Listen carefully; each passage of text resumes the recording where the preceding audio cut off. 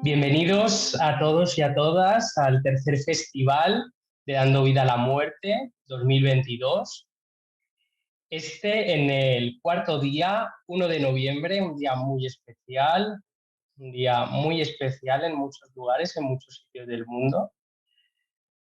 Tenemos hoy con nosotros a Alejandro Nespral. Alejandro, bienvenido. Bienvenido, bienvenido y muy agradecido me siento por estar acá.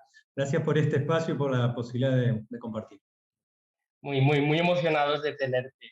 Bueno, voy a empezar presentándote, Alejandro. Lo voy a hacer como lo haces tú en tu libro, que creo que es la mejor manera. Alejandro Nespral vivió en la ciudad de Buenos Aires, él es argentino, es médico pediatra y desde el 2010 está afincado en Bariloche. Su primer encuentro con los cuidados paliativos fue en 2007. Desde entonces ha participado en numerosos proyectos educativos y de impacto comunitario dentro de este campo de la salud. Es parte del equipo de cuidados paliativos del Hospital Zonal Bariloche, al mismo tiempo que fundador y actual presidente de la Fundación Ideas Paliativas en Acción, IPA. Muy bien, Alejandro. Pues mira, vamos a empezar, si te parece bien, con este festival. Fundamentalmente se encarga de, ha propuesto romper tabúes acerca de la muerte.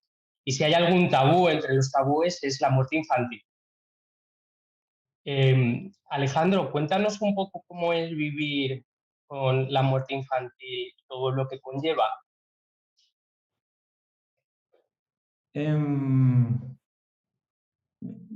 Dicho así, vivir con la muerte infantil exige vivir con la vida infantil. Si no, no habría muerte infantil, ¿no? Como primera medida. Y que parte de mi tarea, de mi práctica, tenga que ver con acompañar niños, niñas y adolescentes con enfermedades graves, en algunos casos próximos a morir, en otros casos no. No sé cómo es, yo sé qué me pasa cuando lo hago, y para mí supone una pasión, supone la mejor manera que encontré y que sigo encontrando para ser médico, para trabajar de esto, para seguir aprendiendo, para seguir de alguna manera conformando mi mirada del mundo, para emocionarme, para frustrarme, para sentir mucha gratitud también, para poner en duda algunas ideas y algunas creencias que tengo. Trabajar, en mi caso, en el campo de los cuidados paliativos pediátricos, yo lo celebro y lo elijo cada día, por otro lado. Siento que me tardé un montón de tiempo en darme cuenta que tenía preparada la medicina para mí, ¿no? Yo algo cuento en ese libro que vos leíste de que mis primeros años en la facultad no fueron muy felices. Yo no entendía, decía, ¿cuándo desde mi punto de vista, va a empezar a suceder algo lindo, ¿no? Algo interesante? No disfrutaba tanto, no sé si no la pasé tan mal tampoco, pero veía a muchos compañeros y compañeras estudiando medicina de manera apasionada. Y cuando empecé a hacer pediatría tiempo después, bueno, empecé a sentir que algo de lo que yo estaba buscando, muchas veces nosotros, no sé si te ha pasado, estamos buscando cosas, no sabemos bien qué estamos buscando. Yo no tenía claro qué estaba buscando en la medicina, pero lo que estaba buscando era sentirme de alguna manera. Y algo de eso me trajo la pediatría y mucho de eso me trajeron los cuidados paliativos. Una oportunidad donde habitar zonas como muy íntimas de la experiencia de las personas, no solo de los niños y las niñas, de sus familias, de sus hermanos, de sus abuelos.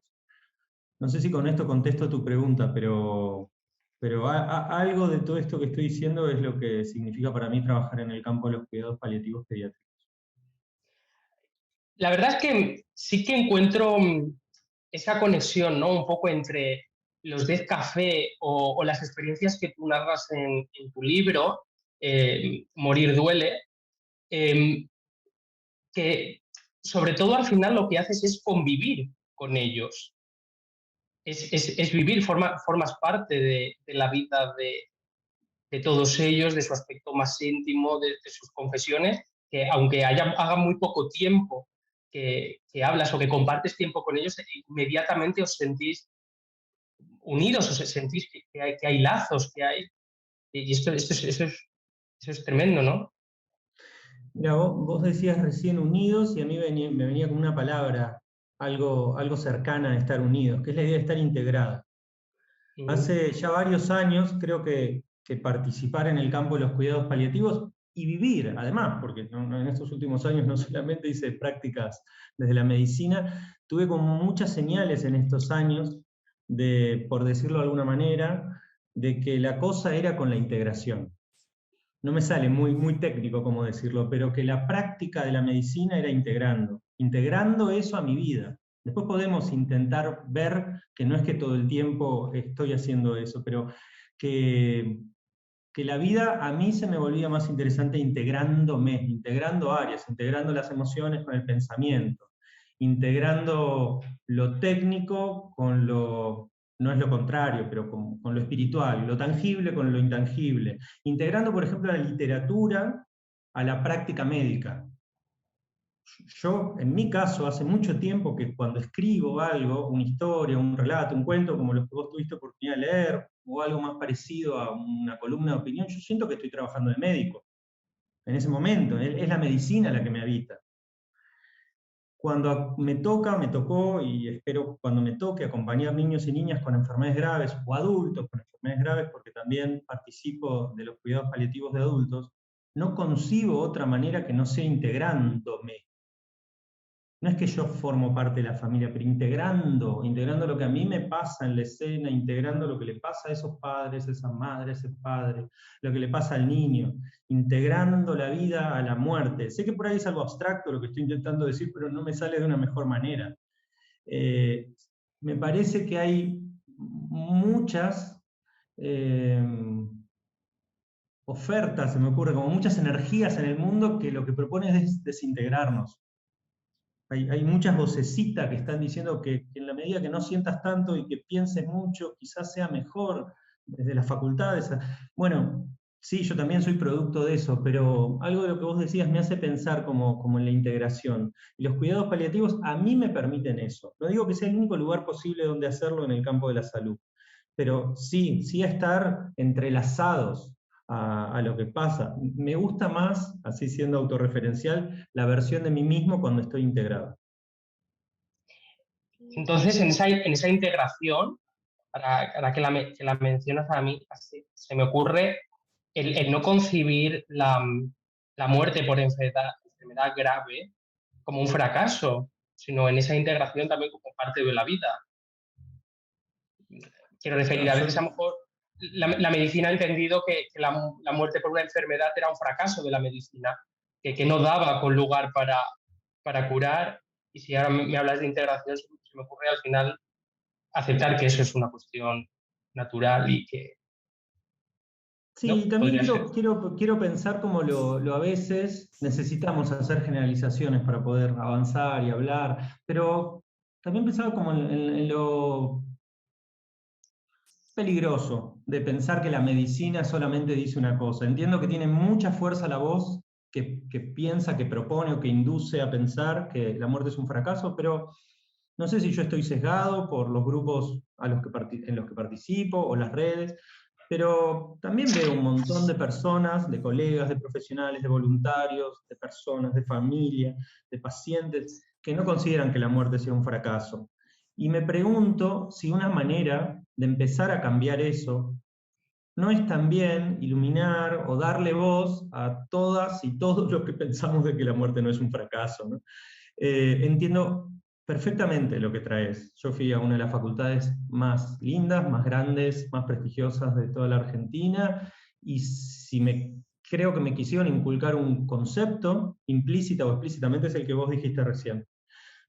Pero también me gusta pensar que no, que la muerte, no solo en la palabra, sino en la práctica. Hay rincones del hospital que yo recorro donde me encuentro con colegas para quienes la muerte no es un fracaso. Yo creo que quiero creer que cada vez empieza a sonar un poquito más fuerte un nuevo paradigma, el que tiene que ver con que la muerte no es un fracaso, en que es tan importante intentar curar cuando se pueda como intentar cuidar, y eso hay que empezar a darle voz, ¿no? Yo me quedé pensando en una palabra que vos trajiste, decime si te parece oportuno detenernos en esto, pero es la idea de que la muerte es un tabú, Mm, ¿no? Y querría como hacer, si me permitís, un comentario o una propuesta de pensar esa afirmación desde un lugar nuevo. Porque si vos fueras, te puedo hablar directamente a vos, aunque nos esté escuchando un montón de gente, ¿no? Pero si vos fueras la única persona del mundo, ¿vos dirías que la muerte es un tabú? Quizás no, porque en tu visión no lo es. Seguir afirmando que la muerte es un tabú solo porque una supuesta mayoría de personas cree eso, me parece que es una oportunidad perdida.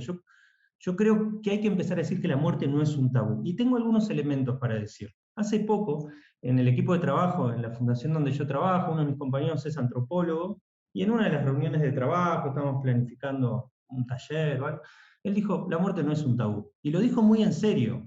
Yo creí que había sido como una especie de intervención provocativa para decir lo contrario, digamos. Y digo, ¿cómo no es un tabú? Esto fue hace un tiempo. Y él me dio muchas razones del orden de lo antropológico, de lo social, de la sociología, pero una de ellas me caló muy profundo y me parece muy fácil de comprender. Una de las características propias de un tabú es de que no se hable. Para que algo sea un tabú tiene que estar escondido, tiene que estar vedado a la palabra. ¿Y vos dirías que de la muerte no se habla? Si querés, juntos podríamos ir a ver la tapa de algún diario o poner juntos un noticiero de España, de Argentina o de donde sea. De la muerte se habla y mucho. Ahora bien, quizás se habla algo monotemáticamente de la muerte. Entonces se habla de algunas muertes. Hay algunas muertes que se hablan. En la pandemia se habló todo el día y a cada hora de la muerte, en tu país, en el mío y en todos los países. Eso es hablar de la muerte. Y mi compañero decía, entonces, ¿cómo vamos a seguir avalando la idea de que sea un tabú? Ahora bien, quizás lo que hay, y esta es una oportunidad maravillosa, y este emprendimiento, esta propuesta que ustedes llevan adelante es maravillosa en ese sentido, es poder hablar de la muerte desde lugares nuevos. No me conforma la palabra nuevo, pero desde lugares poco visitados, que es hablar de la muerte sin la necesidad de que el corazón esté en llamas, que esté hecho un nudo y que se me trabe la palabra. Estamos hablando de la muerte, particularmente estamos hablando o acercándonos a la idea de que los niños y las niñas también mueren, y lo estamos haciendo, y lo estamos pudiendo hacer y lo estamos reflexionando. Entonces, la muerte es un tabú y va a seguir siéndolo en la medida de que no hablemos y en la medida que sigamos diciendo que es un tabú. Así que propongo en este acto así humilde dudar de esa afirmación o animarnos a dudar. Sí, sí, sí. Con frecuencia lo que pasa con las cuestiones incómodas, al igual que la guerra, la pobreza, la miseria, y entre ellos la muerte, es que siempre se habla, pero como si le pasara a otros, de forma ajena y, y distante. A lo mejor lo que cuesta más es recapacidad sobre la propia y sobre todo aquello que normalmente más se quiere y en las sociedades más sagrado supone que es la muerte de un niño o de una niña, que supone pues varias muertes, ¿no? Cambia tanto y destruye y es tan devastador que no solamente acaba objetivamente con la propia vida, ¿no? de ese niño, de esa niña. Antes has mencionado a un antropólogo, ¿es el que sale en tu libro? ¿Es el que te No, un poco sí, él estaba en esa reunión, pero es verdad que en el libro aparece un antropólogo que estaba haciendo su tesis cuando yo me lo crucé en el hospital y hoy seguimos siendo, después de 15 años, amigos. Él está en Canadá en este momento, ya habiendo hecho todos esos doctorados que hacen los antropólogos y está muy especializado en el campo de los cuidados paliativos. Hay una cosa que... El antropólogo que también lo pueden buscar, porque hoy por hoy estamos a muchos kilómetros, pero estamos a un clic de distancia. El antropólogo que vos mencionás se llama Rafael Weiner, está en Canadá, y el otro se llama Darío Iván Radosta y tiene a propósito de esto, y lugares para seguir conversando, tiene un Instagram muy interesante de Hablemos de la Muerte, donde se anima a publicar contenido, me parece muy interesante, así que también lo pueden buscar por ahí. Qué bueno. Hablas de antropología. Vosotros, por la ubicación que tenéis en Latinoamérica, perdóname un poco la ignorancia, pero tendemos a pensar, o creemos al menos desde este lado, que, bueno, que existe cierto número de comunidades pues, indígenas y de otras creencias, de otros tipos de vida que son completamente distintas, a lo mejor pues, más al estilo occidental. ¿Has tenido oportunidad de ver ese proceso de duelo, de afrontamiento de la muerte con otras comunidades que no sean digamos, las más occidentales o las, digamos, las que no son más familiares? Está muy bien la pregunta. Bueno, Latinoamérica son como muchos mundos dentro del mundo, ¿no? Y yo conozco apenas algunos. Sí tuve algunas experiencias, no tantas, creo yo, como me hubiera gustado, y fueron de los más variadas. Aprendí de algunas, me sorprendí de otras, pero también quiero decir que me sorprendí y aprendí de personas que no pertenecen a un pueblo originario, ¿no? Yo creo que dentro del occidentalismo hay una idea muy presente y creo que está bien, de cierta tendencia a tener rituales o miradas o creencias similares, y de personas muy cercanas, al menos desde el punto de vista cultural, podríamos decir, muy cercanas, también me sorprendí mucho. Yo creo que pensaba mientras vos hablabas esto de lo difícil de hablar de la muerte y de la propia muerte, ¿no? Yo creo que hay algo también apegado a esa idea, hay algo muy desafiante y muy complejo. Hablar de la muerte siempre que cuesta, en general cuesta, desde mi punto de vista, porque de lo que estamos hablando no es del fenómeno de morir, sino estamos hablando de las emociones en torno a morir. Finalmente lo que estamos hablando son de emociones. Cuando uno a la experiencia de la muerte, si lo lograra hacer, le quita como si fuera un velo las emociones, le retira una capa llena de sensaciones, en general es fácil hablar de la muerte. La muerte se pone difícil, como otras tantas experiencias, cuando nos invaden las emociones. Si llegáramos a estar de acuerdo en esa idea de lo que deberíamos hacer y practicar y generar espacios y Dead Café y festivales de la muerte y todos los espacios que se nos ocurran, es seguir practicando comunitariamente, y elijo la palabra practicar, porque no parto de la idea de que sabemos hacerlo, seguir practicando cómo hablar de las emociones. Un lugar muy potente para eso, por ejemplo, son las escuelas, son la oportunidad de hablar de la muerte y el duelo en el ámbito educativo, un proyecto que nos conmueve y que ya hace 7 u 8 años que estamos llevando en esta ciudad y que se fue impregnando en otras ciudades de Argentina también, pero sin necesidad de profundizar en eso. Yo creo que hablar de la muerte cuesta, porque lo que nos cuesta es hablar de las emociones, y tenemos poco entrenamiento, tenemos poco registro. No sé, me encantaría, si tuviéramos mucho tiempo, que vos me cuentes cuántas veces en todo tu periodo escolar, que habrás comenzado hacia los 3 4 años y habrás quizás terminado a los 17, solo una etapa, porque quizás luego fuiste a la facultad o a la universidad, ¿cuántas veces te enseñaron o te favorecieron espacios donde vos puedas, Sergio, reconocer de una manera precoz, a los 5 o 6 años, qué es el miedo, qué es el enojo, qué es el susto? En mi caso, que no me animo a generalizar con todo el mundo, pero en mi caso no se hizo de manera planificada. No conozco el tuyo, pero me animo a pensar que viviendo a 14.000 kilómetros de diferencia, nuestras formaciones fueron similares en ese punto. Similares, sí. Entonces claramente nos va a costar hablar de la muerte y de la pérdida y del duelo, o si lo vamos a hacer, nos va a salir con algo de torpeza. La muerte cuesta, porque cuestan comparativamente las emociones. Si ponemos el foco en las emociones, yo creo que aparecen oportunidades nuevas.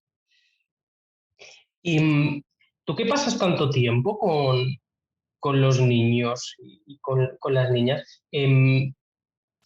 ¿Crees que hay algún punto en el que están preparados o estamos preparados de forma natural para afrontar ese duelo, ese proceso natural de morir? Porque a veces se piensa, a veces también es verdad que se identifica mucho en la infancia o según qué cuestiones, y creo que no está del todo claro. Según tu experiencia, eh, cuando somos pequeños, cuando somos niños, tenemos esa capacidad para entender la muerte como un proceso natural. O ¿qué nos puedes contar al respecto? Bueno, estás muy astuto con las preguntas, porque esta para mí es una pregunta central. Central. Quiero decirle a quienes nos estén escuchando que no nos pusimos de acuerdo, ¿no, Sergio, en las preguntas? No, la primera vez que hablamos. En estos últimos años, y con colegas, compañeros y compañeras, fuimos como intercambiando ideas y buscando incluso bibliografía en torno a una creencia súper diseminada, lo cual no está mal, pero hay algo, son esas creencias que no se ponen en duda. Como cuando mi compañero antropólogo dijo la muerte no es un tabú, y en realidad fue como un evento provocador, a mí me gustaría arrojar la idea de que los niños y las niñas no están preparados de manera natural para la muerte. Si acá estuviera, estos son los momentos que siento la falta de compañía de algunos colegas antropólogos, pues seguramente al concepto de la naturalidad le podrían dar una cantidad de vueltas que yo no podría, incluso mis compañeras psicólogas podrían hablarme de esta idea de si hay, qué es lo natural y qué no es lo natural, el instinto materno, si es natural o no. Pero yo quiero poner el ojo en un problema que trae esa aseveración. Yo creo que en nombre de una supuesta naturalidad, sí podríamos pensar en una facilidad para abordar el tema, pero me parece que instalarnos en la idea de naturalidad es, desde mi punto de vista, el primer paso para algunas veces, en nombre de esa naturalidad, dejar a los niños y las niñas solas. Total saben hacerlo.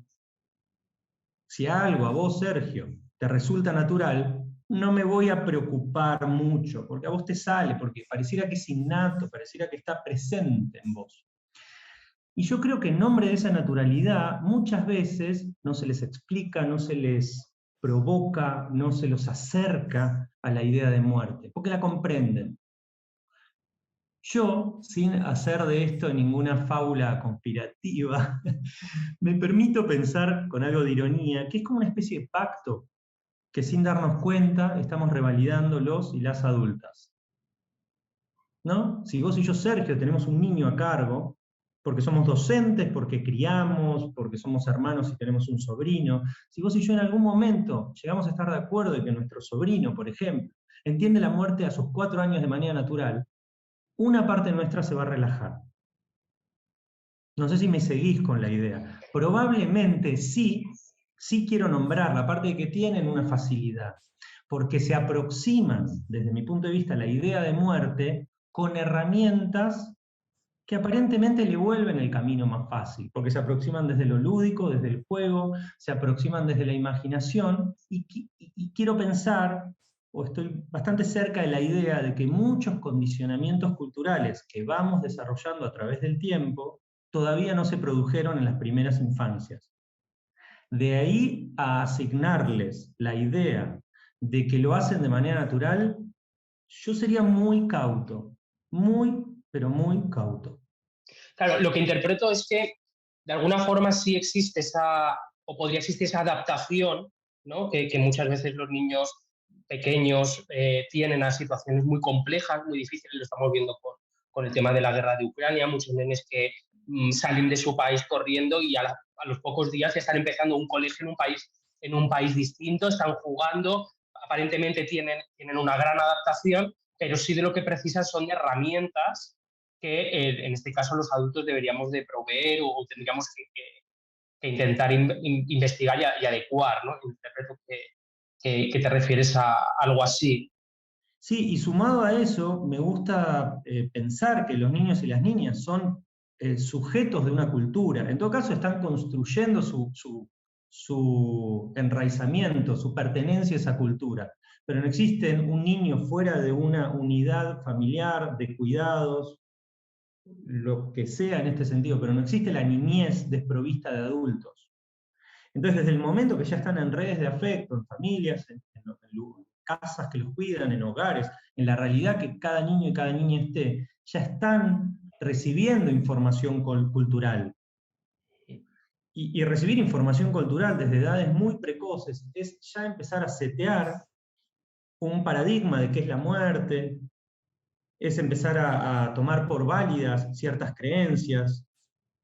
Entonces, sí creo, y me parece que trajiste una palabra muy interesante, que es la idea de herramientas. Sí creo que hay que acercarse a ese niño. En todo caso, los adultos tenemos nuestras dificultades y podemos hablar mucho del rol que tenemos los y las adultos o adultas al momento de hablar de la muerte, pero sí creo que hay que acercarse con herramientas, sí creo que hay que chequear, sí creo que hay que compartir, sí creo potentemente que hay que saber qué están pensando y qué están sintiendo. De nuevo vuelvo a la idea de natural, porque quizás uno ve a ese niño que perdió a su madre y está tranquilo y está jugando y aparentemente no habla mucho del tema, entonces inferimos, pero no tenemos una idea no solo clara, no tenemos ni una idea aproximada de cómo estará configurando la experiencia. Si sobre tantas experiencias que los niños y las niñas viven en la infancia, lo que nos proponemos los adultos es acompañarlos en cómo la están construyendo, no entiendo por qué la muerte no es una de esas experiencias que queremos ver cómo las están configurando. ¿Me explico? Y ahí aparece con potencia, de nuevo, la idea de naturalidad. ¿Por qué no decimos que el acercamiento conceptual de los niños y las niñas sobre la sexualidad es natural? No sé, ¿o por qué no tienen un acercamiento hacia la matemática natural? ¿Por qué sobre tantos temas los adultos, vuelvo a la idea de pacto, decidimos intervenir, enseñar, acompañar, reflexionar y toda esa cantidad de verbos que nos proponemos hacer y a veces equivocarnos también? Pero me parece que la muerte queda en el registro de que hay un saber primordial de la infancia que alcanza. A mí me prende como una luz amarilla. No me quiero tirar de cabeza contra la idea de que eso está mal, pero me prende una luz amarilla y me parece que es una oportunidad para los adultos que educamos, los adultos que criamos, los adultos que trabajamos en salud y en tantas disciplinas que tenemos relación directa con niños y niñas, volvamos a repensar nuestras posturas frente al tema de muerte y duelo en la infancia. Parece que entonces de lo que estamos hablando es de pedagogía al final, pedagogía sobre muerte y duelo. Alejandro, ¿cómo llevamos entonces esto al aula? ¿Cómo tocamos estos temas? Porque al final es donde pasamos mayor tiempo. Muchos de nosotros hemos pasado más tiempo en los colegios y en los centros educativos más que en casa. Incluso muchas veces los padres no tienen otras habilidades, tienen otros recursos, pero no tienen esos recursos y debemos confiar una vez más en los docentes, en los profesores, como si no tuvieran suficiente carga. También esta carga de abordar este tipo de temas. ¿Cómo llevamos este tipo de cosas? ¿Qué nos puedes contar al respecto? Unir la palabra pedagogía y la palabra muerte y ponerlos en una misma oración ya me parece que es un acto de revolución en un punto. Que lejos estoy de sentir que lo estamos diciendo por primera vez. Por suerte, quizás no sean suficientes todavía, pero ya hay experiencias en torno a la pedagogía de la muerte. Desde la década del 70, 80 empieza a haber información, esa información creció mucho hacia los 90 y principios del 2000 en habla hispana. Tu país es líder en este tema, es líder. ¿Faltará mucho? Bueno, no lo sé, pero hay mucha información. Si decimos pedagogía de la muerte, no estamos inventando nada. Es un movimiento educativo que lo que se propone es abordar desde una perspectiva de enseñanza y educación, didáctica, pedagógica, la muerte y el duelo. Eso como punto de partida, de contexto de lo que es. Lo segundo, hoy parece que estoy medio quisquilloso con el detalle de algunas palabras, pero me gustó cómo dijiste lo siguiente y me voy a agarrar de eso para compartirte una idea. ¿Cómo hacemos en una especie de plural gigante, cómo hacemos para entrar al aula, dijiste, ¿no? Y hablar de estos temas? Bueno, yo creo que todos los que estamos acá hemos ido a escuelas, más grandes o más chiquitas, pero todas las escuelas en general tienen aulas y todas las escuelas tienen pasillos y patios donde jugamos y en el mejor de los casos un bar a donde ir a comprarse algo para comer en el recreo. Yo creo que el lugar más desafiante para provocar un cambio educativo en relación a la muerte y el duelo en las escuelas no es el aula. El lugar desafiante es la sala de profesores. El lugar desafiante es la sala de maestras y maestros. Déjame ampliar un poco esta idea. Me parece que el cambio grande que hay que producir es el cambio que tenemos que producir los adultos y las adultas. Y el cambio tiene que suceder antes de que esa maestra, o ese maestro, o ese profesor o profesora ingrese al aula. En el aula va a haber otros desafíos. Va a haber escenas donde se murió un compañero y hay que hablar de eso, escenas donde hay un padre o una madre enfermo, escenas donde quizás vean una película y haya que abordar el tema de la muerte, escenas y desafíos pedagógicos. Pero antes de entrar al aula, ese docente tiene que revisar algunas cosas. Es fácil decirlo, ¿no? Porque yo soy médico, entonces yo no voy a las escuelas. Les juro que yo tengo que revisar otras tantas en mi práctica médica, e intento hacerlas. Pero primero que todo nos tenemos que hacer una pregunta central, y no solo quienes trabajan en educación, porque los adultos tenemos niños a nuestro cargo, es qué rol queremos que ocupe la escuela al momento de abordar el tema del duelo y la muerte. Ningún rol, un rol de bombero me refiero a, bueno, cuando pasa algo tratemos de abordarlo y si cuando deja de suceder no lo hablemos más. Queremos ir por más, que es algo que el movimiento de pedagogía de la muerte, con muchísimas personas y muy interesantes de España y entiendo de Latinoamérica y en otros idiomas también, pero me quiero centrar en este momento en Hispanoamérica, tiene mucho material. Queremos ir por más y queremos que sea un eje curricular, o como dicen muchos españoles, que sea un eje de ejes, que esté presente en la currícula. Bueno, pero ese pacto es una especie de pacto ciudadano de adultos. Porque si vos y yo somos director y vicedirector, digamos, de un colegio educativo, y para vos hay que hablar de la muerte como sea, y para mí no, todavía falta un montón para que entremos al aula. Entonces, primero tiene que haber un acuerdo. Está claro de qué lado del acuerdo yo estoy. Yo creo que la escuela, como esa institución que ya tiene muchas décadas, incluso siglos, es un lugar potente para transformar ciudadanos.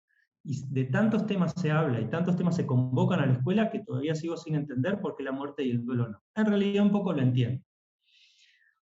Y después, en todo caso, vienen las herramientas pedagógicas. A veces a nosotros nos llama una escuela, ayer, de hecho, una escuela de Buenos Aires, lejos de acá, pero ahora con la virtualidad todo queda cerca, se murió un alumno, ¿nos pueden compartir herramientas? No. ¿Cómo que no? Bueno, sí podemos en realidad, pero luego de tener un espacio de reflexión entre adultos, las herramientas en sí mismas no van a provocar el cambio, van a generar transitoriamente la idea de alivio de, bueno, si tengo que hacer algo, sé cómo hacerlo. Pero primero, Un analgésico, ¿no? claro, si me estás hablando del dolor y yo te doy solo un remedio, algo de alivio vas a tener, pero vamos un poco más profundo, me parece. Entonces, me parece que hay un recorrido a pensar. ¿Dónde? Hacia el final está el aula, están las demandas. Y vos comentaste algo de lo que también me voy a agarrar, si me permitís. Estoy muy agarrado, entonces. ¿Cómo te sentís? Muy agarrado. A ver, déjame tomarme un segundo para pensar cómo decirlo.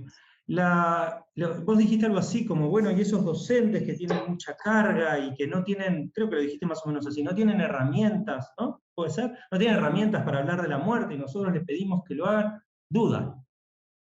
Realmente duda. Duda de que eso sea así. Hace unos minutos, quizás fueron muchos años que parece que estamos hablando, pero hace unos minutos decíamos que hablar de la muerte es hablar de emociones. Hablar de la muerte, de cuando la muerte se pone compleja, es porque hay emociones en el medio. Nunca hablamos de la muerte y nos cuesta cuando lo hablamos de manera abstracta. Entonces, si yo te lo preguntara distinto, ¿vos considerás que los docentes y las docentes no tienen una formación, y a veces es una información sorprendentemente potente, no tienen emociones para lidiar, perdón, no tienen formación para lidiar con emociones? Pues que sí las tienen, claro que las tienen. Saben manejar aulas enojadas, saben manejar niños frustrados, niñas tristes. La muerte, lo primero que tenemos que hacer es sentarla en la mesa de los temas que nos pasan. Y si la emoción provoca tristeza, la tristeza que provoca la pérdida porque se murió un compañero de aula, es la tristeza que conocemos los seres humanos, quizás en otra intensidad, pero yo creo que hay un sesgo, una mirada que está algo confundida en la idea que cuando las emociones son provocadas por la muerte o por el duelo, no sabemos qué hacer. La emoción de la pérdida, la angustia por perder a alguien que queremos mucho, es angustia. No lo estoy equiparando a que un juguete se rompa, pero estoy diciendo que es esa angustia. Los sentimientos que provoca la muerte no son sentimientos que no conocemos, son los mismos de siempre. Son los 4 o 5 sentimientos que conocemos desde que no sabemos caminar. Miedo, tristeza, dolor, angustia, incertidumbre. No, no hay otras palabras. ¿En algún momento se ponen muy intensos? Sí. Pero los docentes y las docentes tienen formación específica. Bueno, ahí podríamos discutir, porque hay mucha especificidad, y esto también vale la pena nombrar en torno a la pedagogía de la muerte. Hay herramientas, hay lecturas, hay didácticas especiales. Experiencia propia. Hay experiencia, pero alcanzar ese conocimiento es una búsqueda medianamente ordenada en Google. No lo digo subestimando, porque quizás esa búsqueda lo que te ponga es de frente a un curso de especialización. Perfecto. Cada uno se formará en la complejidad que quiera y disponga. Pero me quiero quedar con la idea de que las emociones no están por fuera de esa matriz de conocimiento de los docentes. Cuando nosotros en los talleres que hacemos, o en las asesorías acompañando a una institución que perdió a alguien importante, a un alumno, a un docente, el primer trabajo que hacemos luego de hacer una contención emocional es vincular. Si vos fueras docente, Sergio, si vos fueras profe, yo vería cómo hacer para conectar con la idea de que vos ya tenés un capital, ya tenés herramientas, solo que por esta especie de confusión del lugar que ocupa la muerte en la cultura, en algún momento creíste que tus herramientas no te iban a servir para eso. Pero vos, como docente, que mañana tenés que entrar a un aula donde falleció Juan, de segundo grado, de 7 años, ya tenés mucho por hacer y ya sabés mucho qué hacer. Ahora bien, ¿pero querés algo más específico? Vamos a hacer lo específico. Pero me parece, y vuelvo y cierro este largo relato que hice, con que me parece que, no sé si en España tienen esta expresión, pero probablemente la vamos a entender, el guiso se cocina en la sala de profesores. Pues ahora ya nos vamos acercando casi al final. Hemos estado hablando de la muerte en el hospital, de la muerte en el aula, haciendo un símil un poco cuando has mencionado que todo empieza en el aula y la sala de profesores. Se me viene a la cabeza el comedor o el living, como lo que lo llamáis por ahí, ¿no? A esos padres reuniéndose antes de dar una mala noticia a un niño o a una niña. ¿Cómo hace el adulto para conjugar su propio duelo a la vez que intenta ayudar, aliviar? ¿Qué puede hacer un padre? ¿No? Al final quiere ayudar, quiere aliviar. No creo que tenga una mirada profesional de acompañarle en el duelo, ¿no? Quiere que su hijo o su hija sufra lo menos posible. En tu experiencia, acompañando a tantos padres, hermanos, ¿cómo se hace? ¿O cómo se puede hacer? ¿O cómo lo haces? ¿Cómo lo haces tú, mejor dicho? ¿Cómo lo haces tú? Si caigo en la trampa de contestar cómo hacerlo, no me creas nada de lo que diga, porque no creo que haya una receta. Sí creo que hay que como mirar de frente algunas cosas. Una es que probablemente para un adulto o una adulta que está en duelo, además de su propio duelo, tener que acompañar el duelo de un niño o una niña, puede llegar a ser una de las experiencias más desafiantes que tengamos. O sea, parto de la idea de que estamos en ese ranking de top 3, top 5 experiencias que puede tener un adulto criando a un niño. Acompañarlo en duelo, estando en duelo a la vez. Ese es el nivel de complejidad sobre el que estamos hablando y que vos traés con esta pregunta. Dicho lo cual, hay que hacerlo. Aunque cueste, hay que hacerlo. Aunque salga mal, hay que hacerlo. Aún no acompañemos a ese niño en duelo, nuestra no compañía es una forma de compañía. O sea que de alguna u otra manera hay que hacerlo y en general somos muchos y muchas los adultos que dentro de lo posible queremos hacer las cosas bien. Entonces, bueno, hablemos de algunas ideas, 2 o 3 ideas que nos ayudarían a hacerlo lo mejor posible.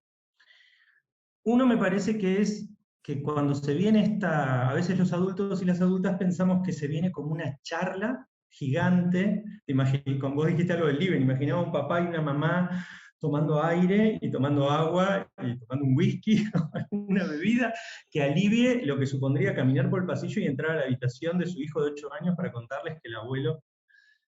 Bueno, La primera enseñanza que yo tengo de mi práctica es que nunca termina siendo eso. Nunca, y cuanto más pequeños sean los chicos, nunca hay una gran charla, como si fuera una presentación de un iPhone, si me permitís cruzar las culturas, ¿no? Nunca tiene esa relevancia. Primero porque tienden a ser charlas cortas. Cuando vos debés tener niños a tu alrededor, digamos. Te quiero ver manteniendo una charla de más de 5 o 10 minutos sobre algo puntual y que el interés principal es del adulto, no del niño, durante más de 3 o 4 minutos, ¿no? Me parece que lo primero que me correría es la idea de que se viene una gran charla, con mayúscula, ¿no? Me parece que va a haber algo que quizás va a ser más corto de lo que uno se imagina. Ahí ya hay una primera información. Si vamos a hablar con niños y niñas sobre el tema de la muerte, tenemos que ser sintéticos. Tenemos que ir, como decimos acá en Argentina, y creo que ustedes también, ir al hueso. Los prólogos, los preámbulos, las formas no sirven, pero no sirven ni estratégicamente, porque la atención de ese niño o de esa niña es efímera. Limitada, sí. La charla que va a ser grande va a ser pequeña. Si va a ser pequeña, hay que ser sintético. Y además de ser sintéticos, tenemos que ser honestos. Honestos. Tan sencillos como honestos y sinceros. Si hay que decir algo, tenemos que ver cómo decir eso y usando las palabras más fáciles de comprender que usemos. Recordando también que el impacto que tienen algunas palabras en la adultez es muy distinto a la infancia.